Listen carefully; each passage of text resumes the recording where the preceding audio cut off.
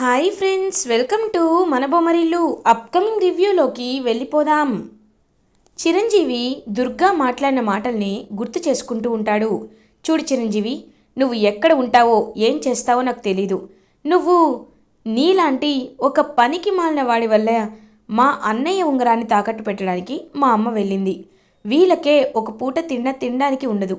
అలాంటిది నువ్వు వీళ్ళింట్లో కూర్చొని ఫ్రీగా తింటే మా అమ్మ వాళ్ళు ఇబ్బంది పడతారు. నా చెల్లెలు మా అమ్మ ఇబ్బంది పడ్డం నాకు ఇష్టం లేదు. కాబట్టి నువ్వెటైనా వెళ్ళిపో అని చాలా హార్ష్గా చెప్తుంది దుర్గా చిరంజీవితో. పాపం చిరంజీవి ఏమో అలా ఇంకా ఆలోచనలో పడతాడు. ఇది ఇలా ఉండగా నైట్ అవుతుంది. చిరంజీవి అలా ఇంకా నిద్రపోతున్న విజయ దగ్గరికి వస్తారు. వచ్చి విజయ వైపు ఎమోషనల్గా చూస్తూ, పాప మధ్యలోనే నిన్ను వదిలేసి వెళ్ళిపోతున్నానని నువ్వేమీ బాధపడద్దు. నేను నీ కోసమే వెళ్తున్నా, మన కోసమే వెళ్తున్నాను, మన భవిష్యత్తు కోసం వెళ్తున్నాను పాప. ఊరికే ఉండి కూర్చొని తినడానికి నాకు కూడా మనసు ఒప్పుకోవటం లేదు పాప. కాబట్టి వెళ్తాను. వెళ్ళి నాకంటూ ఒక గుర్తింపుని తెచ్చుకొని నిన్ను దగ్గరకు వస్తాను, నిన్ను గుండెల్లో పెట్టుకొని చూసుకుంటాను పాప అని ఇంకా అలా చిరు అయితే బయలుదేరుతాడనమాట. బయలుదేరి బస్ స్టాప్కి వెళ్ళి బస్ కోసం వెయిట్ చేస్తూ ఉంటే కరెక్ట్గా అప్పుడే ఇంక పరిగెత్తుకుంటూ వస్తుంది విజయశాంతి. ఒక్కసారిగా విజయాన్ని చూసి షాక్లో ఉండిపోతాడు చిరు. పాప నువ్వేంది ఇక్కడ అని అడుగుతారు.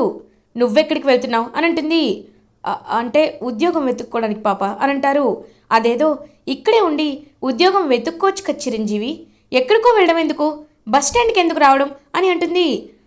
అది కాదు పాప, నాన్న ముఖం చూస్తూ పులి ముఖం చూస్తూ ఇక్కడ నేను ఉండలేను, అందుకే అని అనేసరికి, లేదు నువ్వు మనసులో ఏదో పెట్టుకున్నావు కదా అని అంటారు. అంటే అది అని అనేలోపు ఎందుకో నాకు సడన్గా స్పృహ వచ్చింది. చూసేసరికి నువ్వు నువ్వు వెళ్ళిపోతూ కనబడ్డావు. నిన్ను ఫాలో అయ్యి వచ్చేసరికి ఇంతసేపు పట్టింది. చూడు చిరంజీవి, ఒకటి నువ్వు మా ఇంట్లో ఇబ్బందిగా ఉంటున్నావు అని అనుకుంటే చెప్పు, మన ఇద్దరం కలిసి ఒక కొత్త ఇల్లు తీసుకుందాం. అంతేకాని నువ్వు ఇక్కడి నుండి వెళ్ళిపోతాను, నన్ను వదిలి వెళ్ళిపోతానని మాత్రం అనద్దు. ఎందుకంటే నువ్వు ఖచ్చితంగా నాతోనే ఉండాలి, నేను నీతోనే ఉండాలి. మనిద్దరం భార్యాభర్తలం అనే విషయాన్ని నువ్వు మర్చిపోవద్దు అని అంటుంది విజయ.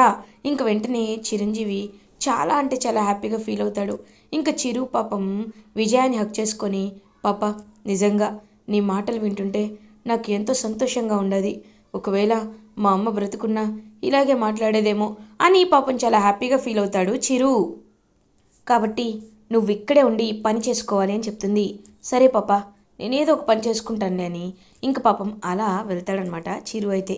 ఇంక చిరు వెళ్తూ ఉంటే చిరుకి ఒక ఐడియా వస్తుంది. పక్కనే ఇంకా ఒక రైస్ కాంట్రాక్టర్ కనబడేసరికి, సార్ ఏదైనా పని ఉంటే చేస్తాను సార్ అని అంటారు. పనా? ఏం పని లేవు, ఆయన నువ్వు చూడ్డానికి ఇలా ఉన్నావేంటి, వెళ్ళు బాబు, రేయ్ ఆ బస్తాలు దించండి రా అని అంటారు.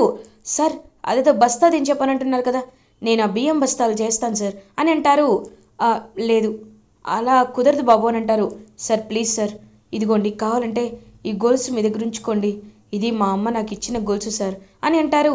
ఇంక పాపం అలా అతనైతే ఆ రైస్ కాంట్రాక్టర్ ఆలోచిస్తాడు. సరే అమ్మ గొలుసు అంటున్నావుగా, ఏం అక్కర్లేదు నీ దగ్గర ఉంచుకో. చూడు, నేను నీకు ఒక్కొక్క బియ్యం బస్తాకి 100 రూపాయలు ఇస్తాను సరేనా అని అంటారు. ఇంకా అలా పాపం కష్టపడుతూ ఉంటాడనమాట చిరంజీవి. కష్టపడి ఆ డబ్బుల్ని తీసుకొచ్చి విజయాకి ఇస్తాడు. పాపా ఇదిగో ఇంటికి సరుకులు తీసుకొచ్చిండాను అని అంటారు. బాబు మీకెందుకు బాబు ఇవన్నీ అని అంటుంది పాపం నిర్మల. అత్తయ్య గారు ఎందుకంటారేంటి, మీరేమన్నారు, నేను మీ కొడుకు లాంటి వాడిని అన్నారు కదా, ఒకవేళ బావ బ్రతికుంటే ఇవన్నీ చూసుకునేవాడు కదా, ఇప్పుడు నేను కూడా మీ ఇంటికి కొడుకు లాంటోడ్నే, కాబట్టి నేను ఇస్తున్నవేమి మీరు కాదనకూడదు అని దుర్గా కళ్ళ ముందే ఇంకా సరుకులన్నీ తీసుకొచ్చి అక్కడ పెడతాడనమాట, గ్రాసరీ మొత్తం. చిరంజీవి ఒక్కసారిగా దుర్గా షాక్ అవుతుంది. ఇదేంటి వీడు వెళ్ళిపోతాడనుకుంటే ఇంత మొండిగా పని వెతుక్కొని ఇప్పుడు ఇంటికే గ్రాసరీ తీసుకొస్తున్నాడు, ఛీ అని అక్కడిని వెళ్ళిపోతూ ఉంటుంది దుర్గా. వెంటనే విజయ దుర్గాని పిలుస్తుంది. అక్క ఒక్క నిమిషం, చిరు అర్ధరాత్రి ఇంటి నుండి వెళ్ళిపోవాలి అనే నిర్ణయం తీసుకున్నాడంటే ఖచ్చితంగా అది నీ ప్రమేయమే అని నాకు అర్థమైందక్క అని అంటుంది విజయ. ఏయ్ ఏం మాట్లాడుతున్నావే విజయ అని అంటుంది. అక్క ప్లీజ్, నువ్వు కవర్ చేయాలని ట్రై చేయకు. ఒక్కటి చెప్తున్నాను విను.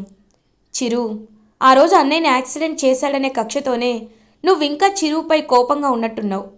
కానీ చిరంజీవి స్వతహాగా చాలా మంచివాడు. ఆ యాక్సిడెంట్ ఏదో అన్నయ్యపై పగతో కావాలని అన్నయ్యని చంపడానికే చేయలేదు. ఏదో తెలియక పొరపాటున జరిగి ఉంటుంది. అంతేకాని నువ్వు దాన్ని మనసుకు తీసుకొని ఇంకా ఇంకా చిరంజీవిని బాధ పెట్టద్దు ప్లీజ్ అని చెప్పి అక్కడి నుండి అయితే వెళ్ళిపోతుంది. దుర్గా దీనికి వాడు బాగా మాయ చేశాడు, అందుకే అందుకే ఇలా ఆలోచిస్తుంది అని చాలా గట్టిగా ఫిక్స్ అయ్యి అక్కడి నుండి వెళ్ళిపోతుంది దుర్గా. ఇంకా దుర్గా ఇంటికి వెళ్ళి ఆలోచిస్తూ ఉంటే అర్జున్ ఏమో, రే తమ్ముడు, నీతో ఎంత ఎంత తప్పు చేయించానురా. నిజంగా ఇప్పటికి కూడా నాపై పడాల్సిన నిందలన్నీ నువ్వే నువ్వే మోస్తున్నావు. నాకు చాలా అంటే చాలా బాధగా ఉందిరా అని పాపం అర్జున్ బాధపడుతూ ఉంటే అప్పుడే ఇంకా దుర్గా అర్జున్ దగ్గరికి వస్తూ ఉండగానే అన్నపూర్ణ అర్జున్ దగ్గరికి వస్తుంది. ఇంకా అన్నపూర్ణ వైపు చూస్తూ ఉంటుంది, వాళ్ళిద్దరి మాటల వైపు. దుర్గా, రే వాడు వాడు తిన్నాడో లేదో, వాడి గురించే నాకు చాలా చాలా బాధగా ఉందిరా అని అంటారు. అత్త, నేను నాన్నకి నిజం చెప్పేస్తానత్త. ఎందుకంటే వాడు నా వల్లే ఈ నిందలన్నీ పడుతున్నాడు. దుర్గా వాళ్ళ అన్నయ్యని యాక్సిడెంట్ చేసింది వాడు కాదు నేను అని ఖచ్చితంగా చెప్పేస్తానత్తా అని అంటారు. ఒక్కసారిగా ఆ మాటలు విని దుర్గా షాక్లో ఉండిపోతుంది. ఏంటి వీళ్ళు ఇలా మాట్లాడుతున్నారు అని షాక్లో ఉండిపోతుంది. అది కాదు, ఒకసారి నేను చెప్పేది వినండి అని అనేలోపు, అత్త వద్దత్త, నేనేమీ వినాలి అని అనుకోవటం లేదు. ఖచ్చితంగా నేను ఈ నిర్ణయం తీసేసుకున్నానత్త అని ఇంకా ఏడుస్తూ ఉంటే అప్పుడే దుర్గా అక్కడికి వస్తుంది. ఏమండి, మీరు ఏం మాట్లాడుతున్నారు? మీరు మాట్లాడుతుంది నిజమా అని అంటారు. అవును, ఆ రోజు మీ అన్నయ్యని యాక్సిడెంట్ చేసింది వేరే ఎవరో కాదు, చిరు, అంతకంటే కాదు నేనే. వాడే నా కోసం ఇలా నిందలు వేస్తూ నాన్నకి ఇంకా ఇంకా దూరం అయ్యాడు. వాడు లేని ఇల్లు నాకు ప్రశాంతంగా అనిపించడం లేదు. నేనైనా బయటికి వెళ్ళిపోతేనా నాకు ప్రశాంతంగా ఉంటుంది అనుకునేసరికి దుర్గకి ఒక్కసారిగా షాక్ తగులుతుంది. ఇంకా షాక్లో ఉండి, అంటే నేను నా భర్త అనుకొని ఇన్ని రోజులు వీని ప్రేమించింది ఒక హంతకున్నా, మా అన్నయ్య చంపినవున్నా. ఇది నాకు తలుచుకుంటుంటేనే చాలా అసహ్యంగా ఉంది. అంటే ఇప్పటి నుండి నేను ఆ చిరంజీవిపై కాదు, ఇదిగో ఈ అర్జున్పై కాన్సన్ట్రేట్ చేయాలి అని నాకు అర్థమైంది అని గట్టిగా ఫిక్స్ అవుతుంది దుర్గా. ఇది ఇలా ఉండగా మంజుల అయితే ఇంకా అలా అటు ఇటు తిరుగుతూ ఆలోచిస్తుంది. కృష్ణన్రాజు, ఇకపై నా పూర్తి కాన్సన్ట్రేషన్ నీపైనేనని నేను అమ్మకి మాటిచ్చాను. కాబట్టి ఆ మాటని నిలబెట్టుకోవడానికి అని ఇంకా అలా తనైతే అక్కడికి వెళ్తుందనమాట, లైక్ షాపింగ్ మాల్కి. ఇంకా కృష్ణన్రాజు హ్యాపీగా వర్క్ చేసుకుంటూ ఉంటాడు. అప్పుడే కృష్ణన్ రాజుకి ఇంకా లిఫ్ట్ ఓపెన్ చేయాలనుకుంటాడు. అప్పుడే ఆ లిఫ్ట్ని వైర్స్ కట్ చేసేస్తుంది కావాలని మంజుల. కట్ చేసి, ఇప్పుడు నువ్వు ఎలా ఉంటావో నేను చూస్తాను, లిఫ్ట్లో ఇరుక్కొని ఊపిరాడక చస్తావు నువ్వు అని చెప్పి ఇంకా అలా క్రూయల్గా ఆలోచిస్తుంటే కరెక్ట్గా అప్పుడే అక్కడికి విజయ అయితే వస్తుంది. విజయ వచ్చి ఇంక వెంటనే కృష్ణన్రాజుని లిఫ్ట్లో పడిపోకుండా కాపాడుతుంది. ఒక్కసారిగా షాక్ అయిపోతాడు కృష్ణన్రాజు. చాలా థ్యాంక్స్ అమ్మా, నువ్వు రాకపోతే నేను ఏమయ్యేవాడినో అని అంటారు. అయ్యో, మీరు అలా అనుకోకండి మావయ్య గారు, మిమ్మల్ని కాపాడుకోవడం నా బాధ్యత అని అంటారు. నన్ను ఎందుకు పిలిపించారో చెప్పండి అని అంటుంది విజయ.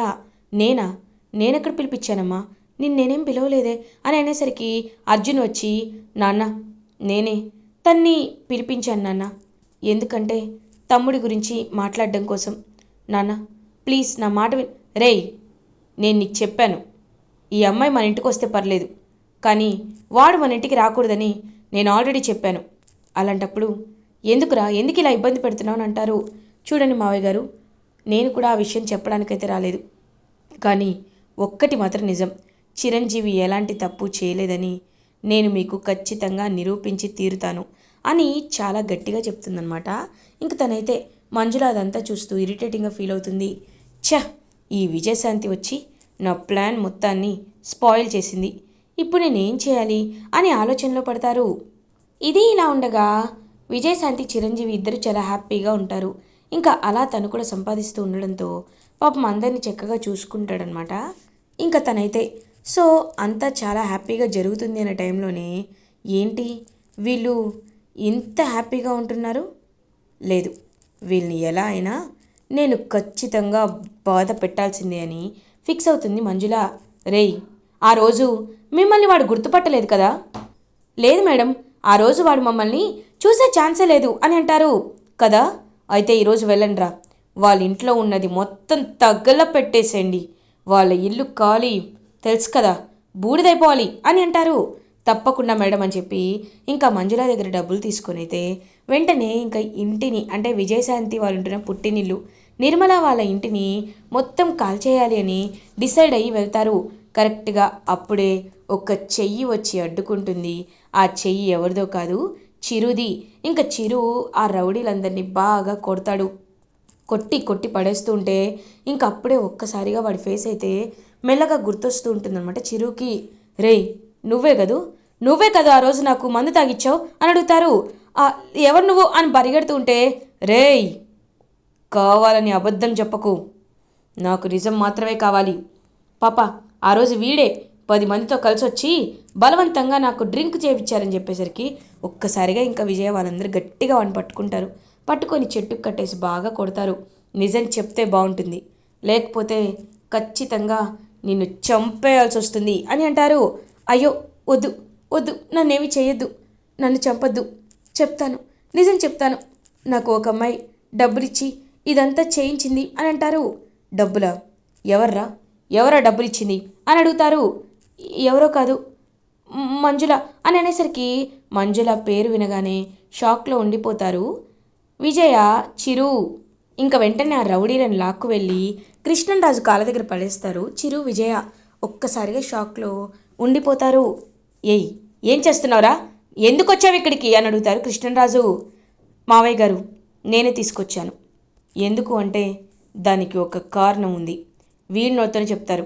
చెప్పండిరా, ఆ రోజు ఏం జరిగిందో చెప్పండి అని అడుగుతారు. సార్, ఆ రోజు ఆయన తాగకపోయినా మేమే ఆయనకి బలవంతంగా తాగించాం సార్, ఇదంతా ఒక అమ్మాయి చెప్తేనే చేశాం సార్ అని చెప్పేసరికి ఒక్కసారిగా అలా కృష్ణంరాజు షాక్లో ఉండిపోతారు. ఎవరా అమ్మాయి అని అనేసరికి ఇంకా అలా మంజుల వైపు చూస్తూ ఉంటారు. మంజుల ఏమో టెన్షన్తో వణికిపోతూ ఉంటుంది. చెప్పండ్రా, ఎవర్రా అమ్మాయి అని అడుగుతారు. మంజుల అనేసరికి ఒక్కసారిగా కృష్ణరాజు షాక్ అయిపోతారు. ఇన్ని రోజులు నా కోడలు నీ గురించి చెప్తున్నా నేను వినలేదు, నిజం అనుకోలేదు, కానీ ఇప్పుడు నీ నిజస్వరూపం ఏంటో అర్థమైంది. చూడమ్మా, నువ్వు ఇంకా అనాథ అనే ఒక ట్యాగ్ లైన్ పెట్టుకొని నన్ను బెదిరించాలని ప్రయత్నించొద్దు. వీలైనంత త్వరగా ఈ ఇంటిని విడిచి వెళ్ళిపో అని అంటారు. ఒక్కసారిగా ఇంక మంజుల అయితే అలా షాక్లో ఉండిపోతుంది. విజయ చిరుపై కోపంతో రగిలిపోతూ ఉంటుంది. ఇలా ఎపిసోడ్ ఎండ్ అవుతుంది. ఫర్దర్ ఎపిసోడ్ రివ్యూస్ ముందుగా మీకు కావాలి అనుకుంటే మా ఛానల్ని సబ్స్క్రైబ్ చేసుకోండి. Thanks for watching.